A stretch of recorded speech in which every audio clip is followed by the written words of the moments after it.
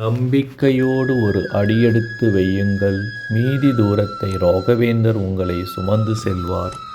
350 ஆண்டுகள் உயிருடன் பிருந்தாவனத்தில் இருந்து கொண்டு இன்றும் தன் பக்தர்களின் குரலுக்கு ஓடோடி வரும் அந்த மகாகுருவின் மகிமை சொல்ல வார்த்தைகள் போதாது.